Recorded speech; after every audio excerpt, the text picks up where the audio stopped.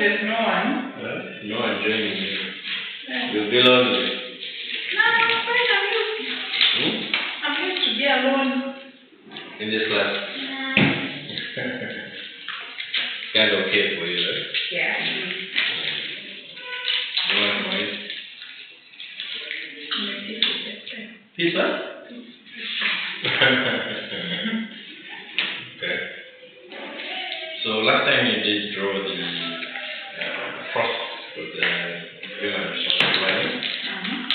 And today we simply want to explain more about the diagram. But this should also give you a picture that the upcoming topics that we have to do are to focus on again looking at this entire process. Okay? So whatever topics we'll be talking about, it means first of all we have to relate with the way how the diagram has been put. Because if we have to understand the whole process of human resource planning, and we're saying this is the process, it means that we have to follow this particular sequence. So based on the diagram, it starts first of all with the business strategic plan, which I did say that human resource plans are basically coming from, again, our strategic plan. Or in other words, as the human resource department, our plans should be aligned with that of the strategic plan. Because the strategic plan is what spells out as the overall plans for the organization strategy. And usually I said that the strategic plan covers the period of 5 years. Okay? So every organization comes up with their roadmap, comes up with a strategic plan of where we want the organization to be in the next 5 years. So we have to talk about our plan as an organization. So besides that, we are also saying that in that plan, we may also consider in terms of human resource plans. Because then the question is, how do we get there in 5 years without people? So it means that again, the core component is also to plan even in terms of our human resource requirements. So once we have known our strategic plan, the next thing is to consider in terms of what would be our resourcing strategy. So how are we going to resource people? Yeah, so that's what we're looking at in terms of resourcing strategy. Yeah.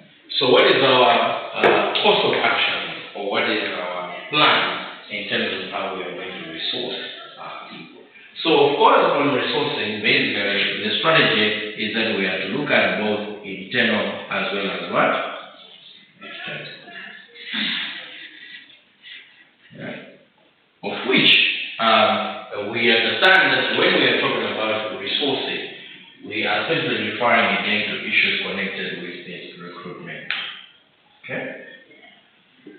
How are we going to resource the organization in terms of human resource? And we are basically saying that the strategy may either be that we focus internally by looking at those that we already have, or we can basically focus on what?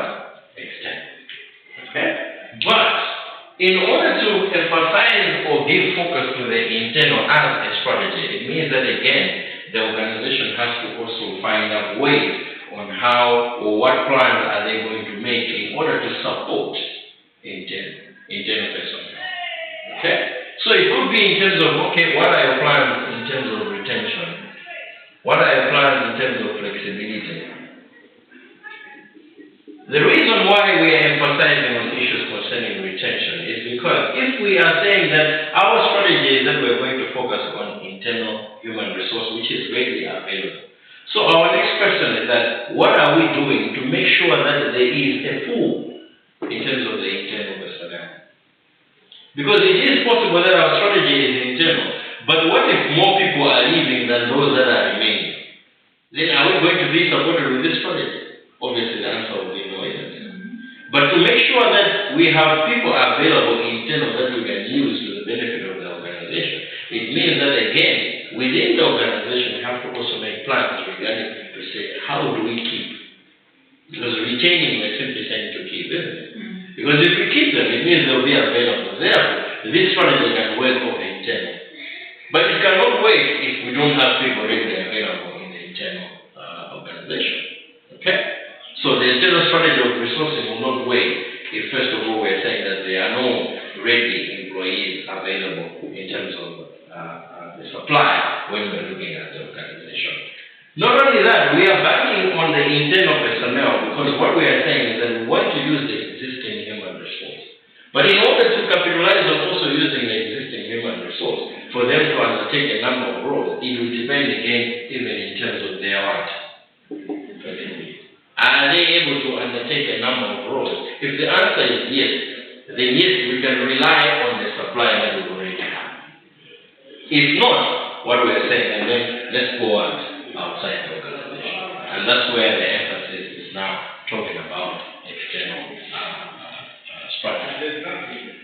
So that is on the resourcing strategy. I'll talk about it more in detail, but I just want to explain a little bit of the diagram so that you get an understanding about what we are basically talking about.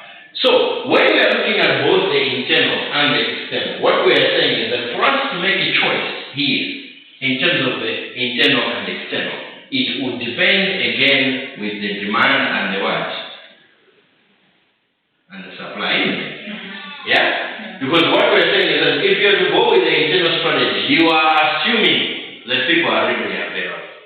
In other words, you are assuming that there is supply. But what we are saying is again, the reason why you might be choosing the internal, it might be also depending on, okay, what is the kind of demand are we looking at? What is the requirement?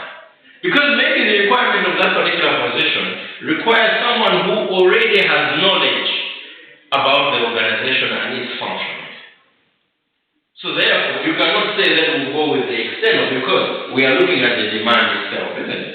Because there are some positions that they have to be held by someone who already has experience about how the system works or how the organization operates. If you were to bring someone from the outside, they are going to take time maybe to respond and also to get to understand what the organization basically does. So in order to avoid that, we would rather prefer to get someone who is what? Who is internal. But what we're saying is that the choice of the strategy will also depend on basically the demand and the what? And the supply. But also you may not say that your strategy is internal, as I have said, when there are no people available. So that's why we're saying that it will depend on the demand and the what? And the supply. Sometimes maybe the demand may be requiring that the position that you are looking for someone to hold that particular position, the expertise, you already know that within the organization no one has it. Okay? Or it could be that it's an expertise to do with something that is a recent development or recent technology. Yeah? For example, the issues that now are being talked about, AI or cyber security. You find that maybe rarely it's difficult for people to find qualified people in those particular sectors. Why? Because it's something that has just advanced just now. So you don't expect to find such kind of people within the organization. You may need to go outside the what? The organization. Yeah. And sometimes maybe even hiring an expatriate. It might go to that extent, but what I'm trying to emphasize there is that we're talking about the externality of it, the external strategy, because you're looking at in terms of the demand for that particular position and where these particular human resource can be found may not be internal, but maybe they can only be found outside the organization. So from those arrows, you can see the explanation there that, okay, the resourcing strategy will be influenced basically by the demand and supply forecasting. So which means we have to forecast. Yeah? We have to have an understanding what is in terms of the demand, but also even in terms of the supply. We are going to look at some of the methodologies or the forecasting methods under the demand as well as also under the supply as we move on forward. But now, the demand and supply, you can see that there are two arrows coming in. Yeah? Those two arrows are simply explaining as pressure coming from outside. Affecting in terms of the demand and supply what? Forecasting. So what is it that can affect in terms of our demand and supply forecasting? Number one is what we're saying is in terms of scenario planning. So what it means in terms of scenario is that again, when we're talking about scenario, we're simply looking at that despite that as an organization, we may forecast, but what we know is that there are certain situations that may also affect the what? The organization. And these are coming from the dynamics of the what? Of the environment. So this forces an organization to come up with questions to say what if. Yeah? So the question probing what if it means that that will push the organization to come up with several scenarios. Okay? Is that okay? Scenario one, assuming that, okay, we have been hit by devaluation. I'm just giving that as an example. Because we are scanning the environment. We are looking at the environment and looking at to say, how can this also affect in terms of our plan? So what we're saying is, okay, if we're hit by devaluation by 30%, what is going to happen in terms of our demand and supply forecasting? What if, in terms of we are hit by inflation? There is a general rise in price of commodities. What is going to happen in terms of our plan? What if we see that, okay, maybe unemployment has reduced, and this means that again, the availability of human resource will be scarce. So what we are saying is that all these are scenarios that when you are planning, you have to think about it. Yeah? So it's just the same even in basketball. When you train, you also have possibilities to say, okay, if this team that we are going to meet is going to be very defensive, what is going to be our strategy? It's a scenario. Then you're thinking ahead, isn't it? Yes. You say, what if this happens? And what if it doesn't happen the way how we are thinking? What are we going to do? What will be our next strategy? So it means you come up with what? Options, eh? You say, okay, our option one, our defense is going to be maybe in this particular shape. I don't know whether you do that even in basketball. I know in football, then normally we also come up with some shapes to basically curve in terms of defense or attacking, depending on how we're going to position people. Yeah? So it means that again as an organization, we are strategizing because we understand that things are not always static. Things are constantly what? Changing. So in respect that things are changing, it means that we should also be ready to what? To change. And that's why what we're saying is we are coming up with what? Scenarios. So you can have several scenarios. Scenario one, scenario two, they are options, or they are basically assumptions that we are making that, okay, if it happens like this, it means we should also still come up with an alternative what? Strategy. So what we are saying is that as we are doing our demand and supply forecasting, we should be mindful that certain things might also what? Change. So you are looking at in terms of the demand and you're saying, no, we need to employ more people. Forgetting that maybe in the course of doing that, some people are also still living within the organization. It's something that can also what?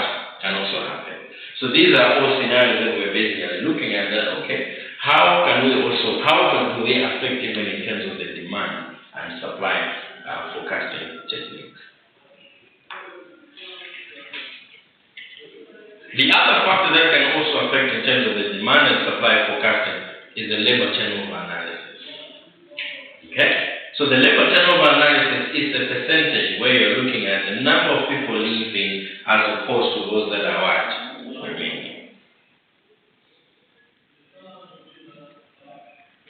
So it can be expressed as a percentage. So you have 28 people that are leaving. And in the organization, there are 50 that are basically remaining. We can calculate this as a percentage. It means that 28 over 50 times 100. What is that going to give us in terms of as a percentage? So usually when the labor turnover is high, what it means is that there are more people leaving as opposed to those people that are what? That are leaving.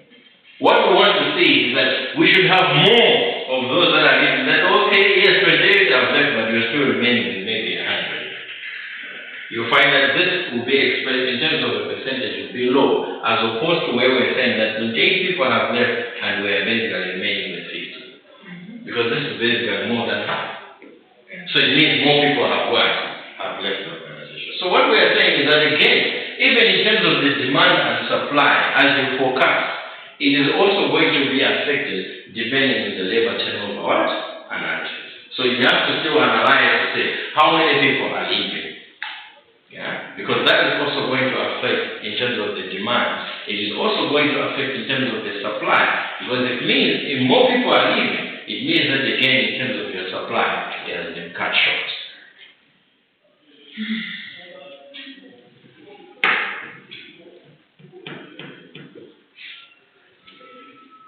Are we no. Bad day? Okay. Non-focused day? So many things going on. Of course, but yeah. You always have things, you always have worms crawling in your head. Those I need to focus. Learn to shut them away. Thinking too much doesn't solve anything. It's acting that solves things. Thinking? No. So this affects your time, concentration, all sorts of things. Nothing is yielded at the end of the day. Okay, so we are saying that we have these two factors that are affecting in terms of the demand and supply. Okay. So once we are forecasted, now we are saying that as a HR, we need to come up with our plans. And what are these plans? Number one is to resource. Number two is to retain. Number three can also be in terms of improving the working environment. Yeah? What it means to improve the working environment in line with human resource plan is that sometimes again, if we change the way how we are doing things, processes, you'll find that again, the same people that didn't seem like they were enough, it now becomes enough because you have streamlined certain work processes. So maybe you might be asking yourself to say, how is the human resource plan in line with this in terms of issues concerning work environment? So what we are saying in terms of work environment, one of the key issues that we can look at is in terms of the processes. So as I was saying, is that some processes may be too long, and that it means that again we need too many employees because we are looking at completing the whole process. So such a way of streamlining, if we cut short in terms of the processes, or maybe in terms of the processes, we decide to automate certain processes. What it means is that the same people that seem like they were not enough, they will be enough now because certain processes that were being done by human beings are now being done by what? By machine. Okay? So what it means there is that our plans can also be sometimes even to change in terms of the working environment, just to make sure that the human resource that we have should still be sufficient. Okay? And then we're also saying that our plans can also be to say, how do we improve in terms of the flexibility of our personnel? Yeah? So issues concerning training, human resource development in general, we are saying that that can also increase in terms of employee flexibility. Not only that, but also the organization should come up with, again, with flexible ways of working. Shifts, contracts, and working from home. Those are all what? Flexible methods. Yes. So when you're having shifts, it means that, again, people are flexible in terms of the working hours. And then the last one is where we're looking at productivity. Where productivity shall mean that, again, we have to look at how can we also increase productivity in the organization, of which one of it is what we have already said here about concerning automation. Yeah? So if we're investing in technology, it will also help us basically to increase in terms of our productivity. Not only that, it can also mean our strategies even in terms of how can we improve in terms of the quality in the organization. And that is something that is also going to improve in terms of the productivity. So just wanted to give an overview picture so that as you drew the diagram, you can still be able to explain the relationships or the elements that are in this particular diagram. But each one of them is something that we're going to cover to look at each particular heading in those particular steps. So let's start with the strategic plan. Even though we have already explained, it's a bit of some notes so that you can recall what is it that we talked about.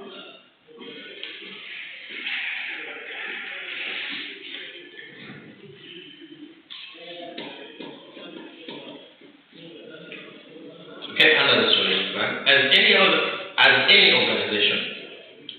organization that develops a strategic plan,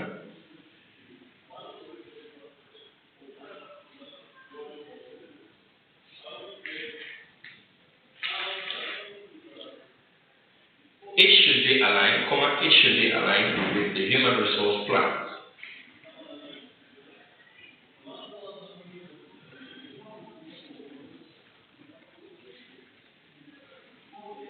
First of all, this helps to identify. This helps to identify the human resource needs. This helps to identify the human resource needs in order to achieve the future plans. In order to achieve the future plans. So, what sort of people do we need in the future? So how do we know about the future? Is because we already have a plan that tells us where we would want our organization to be in the next 5 years. So based on that premise, what we're saying is that again the HR can make plans to say, okay, depending on the direction where we are going, and this is how the future will look like, it means this is also the type of people that we are basically what? Looking for. So we're saying that the human resource plans need to be aligned with the strategic plan so that we are able to identify or we are able also to define the human resource needs that we have as an organization or that we need in the near future. So how do we know the future? As I've said, the strategic plan tells us about the future of the organization. Where do we want it to be in the near future? The paragraph. So some of the key checklist issues that we have to identify. The paragraph. Some of the checklist questions are as follows. Number one, what skills are we likely to need in the future?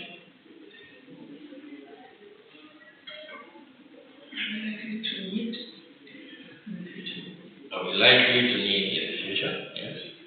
Number two, are we able to meet the need from our existing resources?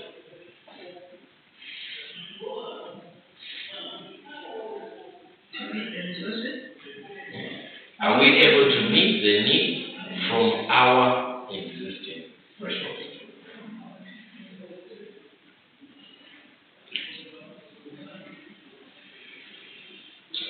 Three, if not, where will we be able to find them?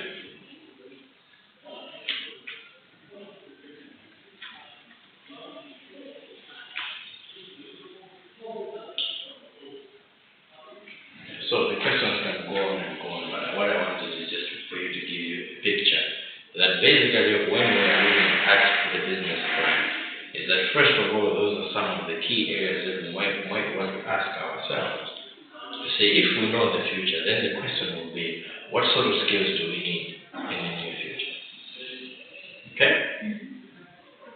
So, University of Ghana, maybe its plan for the next 5 years can be that, okay, totally, we want to go online.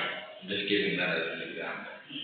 So if we are to say that, so the organization also has to look at its people and say, okay, for us to accomplish that, do we have the resources that will support it?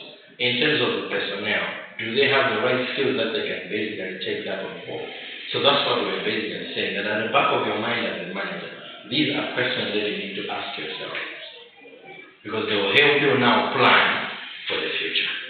Okay? So the first question is what we're saying, what skills are we likely to need in the near future? But also, are we able to meet it from the ones that we already have? Or the ones that we have, they are limited. They are specialized in certain things and they're not knowledgeable about other things. They are only specialized in certain functions. Yeah? If not, what we're saying is that, okay, it's not that you're not going to find them from within. So the next question is say, where are we going to be able to find them? Yeah? Is it outside the organization? Or precisely where? Okay?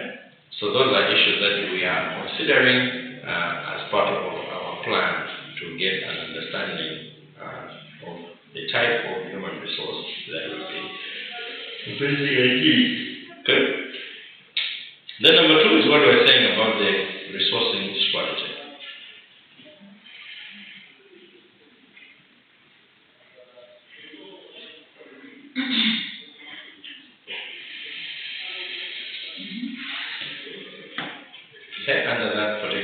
is that the aim of this strategy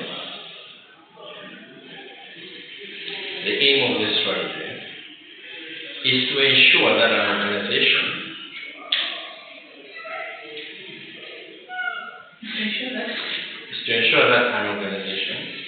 achieves competitive advantage by employing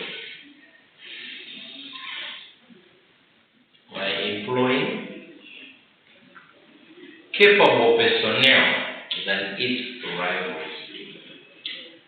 Capable personnel than its rivals.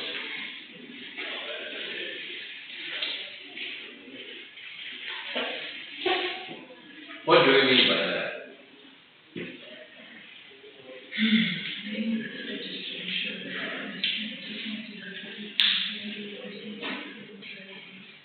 So this actually means that when the resources in organization want to the resources are given the employees. So what they're trying to say that this strategy it aims to ensure that the organization that you are in achieves a competitive advantage by employing an HR manager or a personnel who is better than your rivals. It's a pretty very knowledge, it is.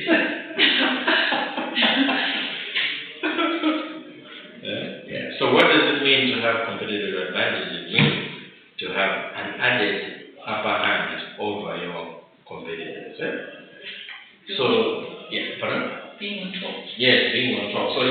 So being on top may mean that again, you are looking at that in the business world. It means that again they are positioned. Yeah? So you are either a market what? Leader, or either you are a follower, or you are a what? You have done some marketing, isn't it? Yeah.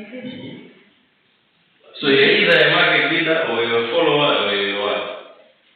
Distributor. What? Distributor? No. Those are intermediaries. So you're either a leader, a follower, or basically a niche. So these are three positions when you're looking at in competition. Yeah? So when you want to be competitive, what we're saying is that there are these three options. Either you sit at the top in terms of position, but again, if you're a leader, it doesn't mean that you'll always be a leader. There has to be some strategies that you are also investing or implementing to make sure that you remain or you maintain as what? As a leader. Because if you snooze, it means that the follower can overtake what? The leader. It's possible to do that. Yeah, because it's all about what? Competition. Yes. So if you mean that if your organization, your basis of being a market leader is because you are highly innovative. So it means that to maintain this particular position, it means that also as an organization you have to continue being what? Innovative. Because if you don't, it means you can easily lose this particular what? Position. Okay? So if your upper hand is coming in because you are the best in terms of you invest or you implement the advanced technology or the recent technology as a business, what we are saying is that again, it means you have to also make sure that you are maintaining that. So every time a new technology comes in, it means you have to change the way how you're doing things because it is what is giving you an added advantage over your what? Competition. So remember that always the follower is aspiring to become the one. A leader. So it is a battle. So to make sure that you are holding that particular position, it doesn't mean that you should comfortably sit at the top, no? But it means that you have to also play around with some strategies to make sure that you will remain as a market one, as a market.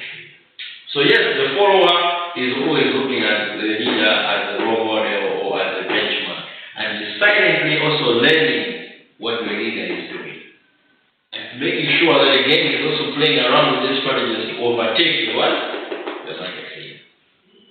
What we have a niche Nietzsche is someone that now is smart because he's only focusing on a specific segment that is unsatisfying. Okay? So in Nietzsche, the other terminology is simply to focus. Where basically the leader and the market and the followers are targeting a specific market, maybe those particular markets are not handled or are not satisfying. So you basically, as a Nietzsche, you focus on saying that no, this is what I'm going to do because I want to do things differently from what the leader and the followers basically want to do. So I'll give an example. This is a university where the emphasis is on offering degree programs and master's programs. Yeah? So someone will say, I said, no, but customers doesn't mean that they are only looking at this degree and master's. There will be some customers who just want to attain a wife. It's a little bit. So someone who is a Nietzsche will go and target that particular market. Okay? To say no, because these other people are doing that. What I want is to focus on a specific need. So what I'm going to do is I'm only looking at people that want to pursue certificate courses. That want to do something in a very short period of time, but they get their qualification and off they go. Because some people will not want to stay here in uni for over 4 years. When they can get a certificate in less than 6 months. So that is the Nietzsche, where he focuses on a specific segment that is unsatisfying. So it somehow is like someone who identifies a gap, right? And you're looking at that particular gap and you're looking at that, no, I want to focus on this particular segment or focus on this particular customer. So what we are saying that again, to have this added advantage will depend on whether we are employing people that are capable than or that of our competitors.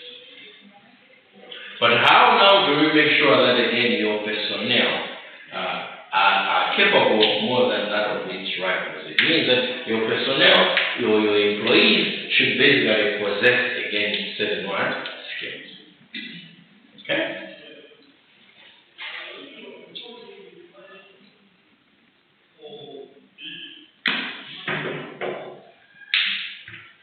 So, in entrepreneurship, there is a model which talks about resource-based theory. Yeah. So the resource-based theory simply suggests that every organization is looking at how do they sustain in terms of competitive advantage. It is looking at their resources. So this one is an abbreviation which simply states that our resources should possess certain characteristics such as, number one, being variable, which means that to be variable offers the organization the ability to transform weaknesses into strength, or to capitalize on opportunities that are available. So if you have a resource that helps you to capitalize on opportunities, that resource is variable to the organization. In other words, we're saying that it is something that has value. Where is the value coming in? Because you are able to capitalize on any opportunity that comes in the on the market. So similarly, sometimes you can have people that have that knowledge or have that ability to capitalize on the opportunities that are existing in the environment. So such kind of people, we can put them in the category that they are valuable to the To the organization. We can also have again people that are rare. They have possessed again some rare skills that other people do not do not have. So if you have such kind of people in the organization, obviously you have an added advantage over your competition. Yeah. Apart from that, we are saying that again I stands for imperfectly imitable. Yeah. Imitable meaning that again no one can copy. Yeah? So basically also yourself as Nomsa, as a basketball player, there are certain skills, there are certain things that are in you that no one else has. And no one can copy. No matter how much they train, it's to do with you. Your personality. Yeah? So there are certain skills that even though you train someone, you find that it cannot be transferred from one person to to the other. Yeah? So such kind of skills are the ones that we are saying that again, if your human resource possess such kind of skills which are things that we cannot be copied, it means you that have those particular people are having, can enjoy in terms of the benefit, or can enjoy in terms of competitive advantage because of those particular skills which cannot be imitated. So it's coming from the word imitated, that it cannot be what? Imitated. So in other words, it cannot be copied. So in the same way, Coca-Cola is a brand that cannot be copyrighted. It's protected as a brand. Because of that, it means it gives them competitive advantage when it comes to refreshment on the marketing industry. Yeah? Why? Because their brand is protected. No one can come up with a closed substitute. You understand the term? Closed substitute, eh? Yeah. Something which is closer to Coca-Cola to compete with it. There's no any other problem. But what makes that possible is because already Coca-Cola as a brand has been protected with a trademark. Because it actually even says on the bottle that it's not supposed to be what? Copyrighted. So it means no one can come up with a product which is closer to Coca-Cola. So they protected themselves. So by doing that, it makes them also give them a competitive what? Advantage, which other people may not even have. Of course, apart from that, we all know that we understand that the recipe or the ingredients that they put in Coca-Cola are a secret, even to the organization, even to the employees. Yeah, apparently, the mixture just comes already made, and they don't even know how the mixture is done and how to make Coca-Cola. Yes, you should try and find and listen to the documentary for Coca-Cola. You'll be very amazed to understand even the history of where Coca-Cola is basically coming from. And one of the things that amazes me is that it is a family business. And the secret is simply transferred from one generation to the next. And no one has ever revealed that secret. But think about it if it was here in Africa. But people are trying to make Coca-Cola in thumbs up. Thumbs up. But now, the definition of closed substitute, it means that, you're able to get the same product and still get the same satisfaction. So my question would be, when you drink thumbs up and Coca-Cola, do you really feel that it's closed substitute? It's not even closed. By far. Because even the thumbs up cannot even do that. Because that's the secret about Coke. It's that sound when you're removing the cap. That's the real secret of the drink. And if you take the Coke and you open it, it doesn't make that sound. You actually know that you're not taking Coke. Because then it doesn't soothe you on the throat. So it is that sound that makes it soothing.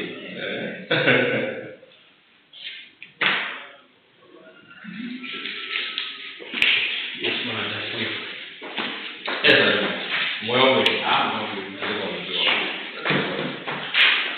Of course, we had some powdered drink. I remember there used to be this candy cola some time back. But it's just a mixture that was making it black to look like Coca-Cola, but the taste was useless.